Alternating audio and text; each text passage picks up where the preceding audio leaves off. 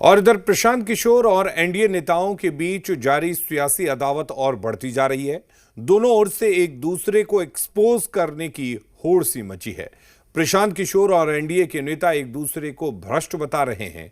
सियासी लड़ाई में अब परिवार वालों तक का नाम घसीटा जा रहा है। बिहार में विधानसभा चुनाव से पहले प्रशांत किशोर और एनडीए के नेता एक दूसरे का पोल पट्टी खोलने में जुटे हैं। प्रशांत किशोर और संजय जायसवाल के बीच की सियासी अदावत और बढ़ गई है।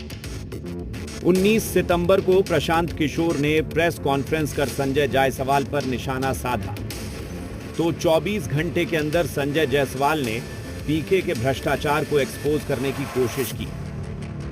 जो व्यक्ति खुद स्वीकार कर रहा हो 14 करोड़ एक घाटे की कंपनी, जिस कंपनी का घाटा 19 करोड़ है, उससे 14 करोड़ वो इनको दान करती है बिना बोर्ड ऑफ डायरेक्टर्स की मीटिंग के, और उसके बाद ये स्वीकार भी करते हैं। तो जब स्वीकार किया तो जनसुराज पार्टी के फंड में क्यों नहीं वो पैसा गया? यह खुद बताता है कि यह पूरा खेल घोटालों का है।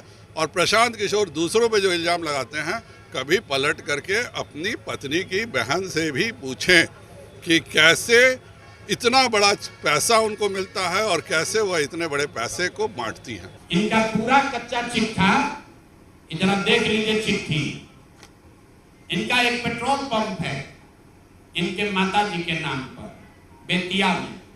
तो हमने कहा कि बेतिया में जब हम पदयात्रा कर रहे थे तो लोगों ने कहा कि 10 वर्षों तक ये भाई साहब वहां एक फ्लाईओवर नेशनल हाईवे का था, वो बनने नहीं दे रहे थे क्योंकि उससे इनका पेट्रोल पंप का बिक्री कम हो जाता।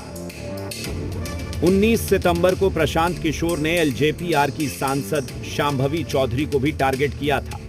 पिता अशोक चौधरी के बहाने पीके ने शांभवी पर निशाना साधा, तो 20 सितंबर को शांभवी का जवाब आ गया।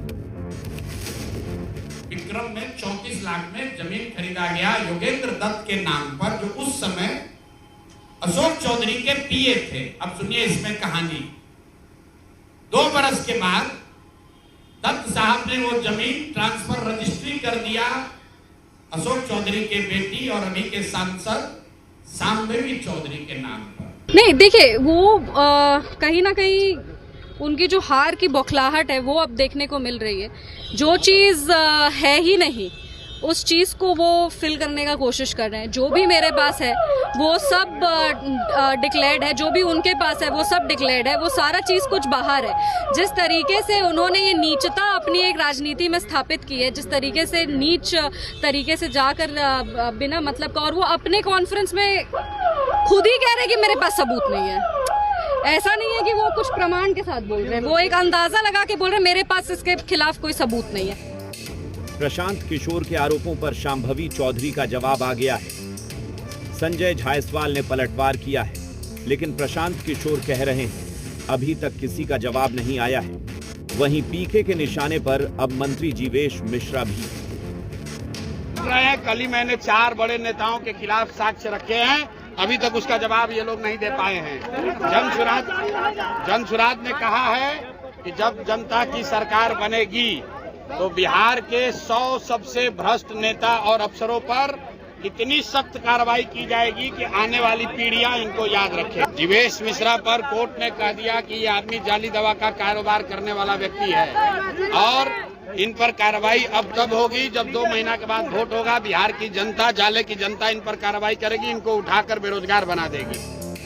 पीके और एनडीए नेताओं के बीच जारी जुबानी जंग पर सियासत गरमाई हुई है। भारतीय जनता पार्टी इस तरह की राजनीति कर रही है।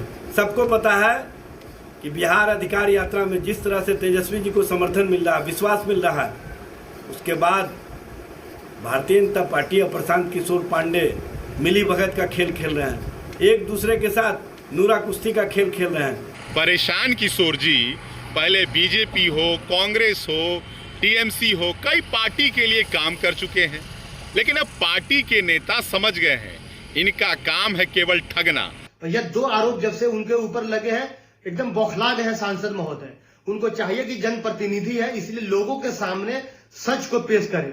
उठपटांग बातें, इधर उधर की बातें गोल गोल घुमाकर जनता भ्रमित नहीं होने वाली है। प्रशांत किशोर और एनडीए के नेताओं के बीच एक दूसरे को एक्सपोज करने की होड़-सी मच गई है। देखना होगा यह सिलसिला कब थमता है, इसका क्या अंजाम निकलता है। पटना से रजनीश और दरभंगा से सुंदरम की रिपोर्ट, जी मीडिया।